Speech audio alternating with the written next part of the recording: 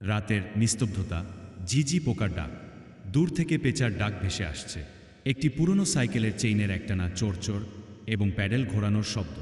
রাতের তৃতীয় প্রহর, আকাশে চাঁদটা এমনভাবে ঝুলছে যেন কোনো মৃত মানুষের রক্তশূন্য ফ্যাকাশে মুখ।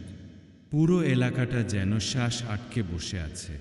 এই জনশূন্য কাঁচা রাস্তায় শুধু একটাই জিনিস এগিয়ে চলেছে, একটা পুরনো খড়খড়ে সাইকেল, আর তার সঙ্গে আজ তার বউ। সাইকেলের চেইন হঠাৎ সজোরে শব্দ করে আটকে গেল, টায়ার মাটির সাথে ঘষা খাওয়ার শব্দ। ধুর ছাই, এখন এই মাঝরাতেই তোর খারাপ হওয়ার ছিল? সারাদিন ঠিকঠাক চললি, আর এখন তোর যত নাটক। রামু নিচু হয়ে সাইকেলের চেইনে হাত দিতেই চমকে উঠল। এ কি, এত ঠান্ডা কেন? লোহার চেইনটা বরফের মতো ঠান্ডা। সে হাতটা ঝটকা দিয়ে সরিয়ে নিল। চারদিকের নিস্তব্ধতা চিরে একটা ভারী, ঘষা খাওয়া গলার আওয়াজ খুব কাছ থেকে ভেসে আসে। এ খোকা, আমারে একটা দেশালাই দিবি? বিড়িটা নিভে গেছে আমার। শেরুর হৃৎপিণ্ডের দ্রুত ধুকপুকানি বাড়তে থাকে। সাসপেন্স মিউজিক শুরু হয়ে উঁচুতে ওঠে এবং হঠাৎ থেমে যায়। রাস্তার পাশে ঝোপের কাছে একটা লোক বসে আছে। লম্বা, রোগা, মাথায় পুরনো গামছা জড়ানো।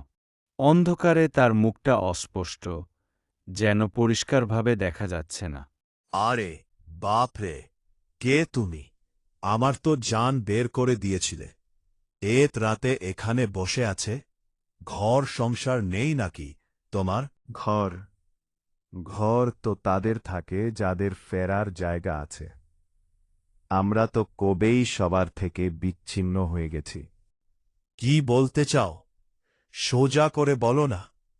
লোকটা ধীরে ধীরে উঠে দাঁড়াল। তার হাঁটা চলা অদ্ভুত, যেন পা মাটি ছুঁটছে না। হাওয়া হঠাৎ বরফের মতো ঠান্ডা হয়ে গেল। খোকা, তুমি একটা ভুল করে ফেলেছ। এই রাস্তাটা গ্রামে যায় না। এই নাও, আর আমাকে যেতে দাও। দেশলাইটা লোকটার হাতের এপার ওপার দিয়ে গলে মাটিতে পড়ে গেল। শেরুর গলা শুকিয়ে এল। তুমি তুমি ধরতে পারলে না কেন? কারণ আমরা ধরি না, আমরা শুধু নেই। একটা কথা মনে রেখো খোকা, পিছনে ফিরে তাকাবে না, কারণ যে পিছনে তাকায় সে এখানকারই হয়ে যায়। রামু সাইকেল ফেলে প্রাণপণে দৌড়াতে শুরু করল। তার পিছন পিছন সেই অশুভ হাসিটা যেন তাড়া করতে লাগল।